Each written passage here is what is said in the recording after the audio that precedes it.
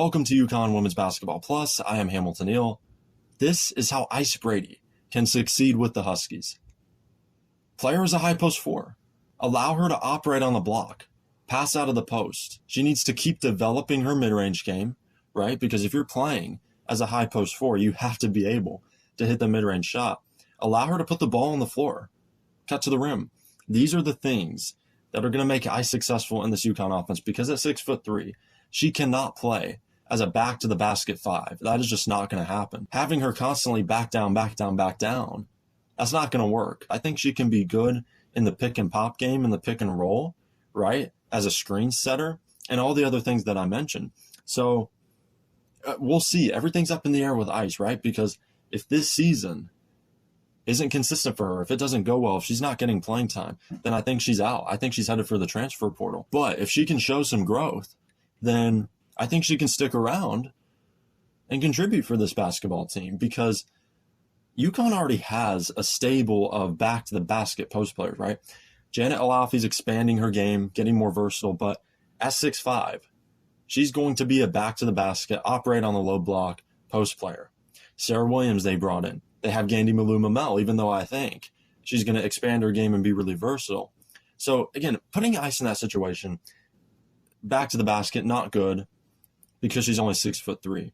So Gino has to understand that playing her as a high post four is going to give her the best opportunity to grow and succeed within the construct of this basketball team and just within her skill set, right? Because she doesn't have those extra few inches on her like Jana or like Gandy, like Sarah Williams. So against certain opponents, against certain teams, she could have some success, but she needs to work on boxing out.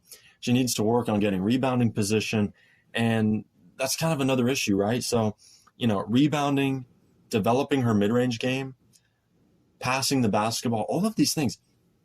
It makes me think of Sarah Strong. Sarah Strong does all of the things that I'm talking about Ice Brady needing to do to be successful. And, Sarah's only an inch shorter than Ice. And Sarah already is playing like a WNBA veteran. Sarah can pass out of the post. Sarah has a mid-range game, not to mention get to the rim, 3-point. She has those tools. For Ice, it's going to be paramount to, again, screen set, pass, mid-range, put the ball on the floor. In high school, she talked about getting comfortable putting the ball on the floor. That's something in the WNBA that Aaliyah Boston has greatly improved upon. For a post player to do that, we talk about versatility so much with post players and expand to the mid-range, expand to the 3-point line, but an underrated skill is put the ball on the floor. Don't just take the entry pass and back down, right? For Ice, she just has to focus, get the mental part of the game down pat, keep responding to Gino and this coaching staff, and just do the best that she possibly can to develop, to get better every single day, to focus on the small wins, right? Because for every player, it's about small wins. Small wins equal big gains, and for Ice, I think that's going to pay dividends if she can get the small victories and practice. That'll translate to the game, and I think she has an opportunity to still be really good for this team. But again, it's all about her focus and her development. That's all the time we have on this episode of UConn Women's Basketball Plus.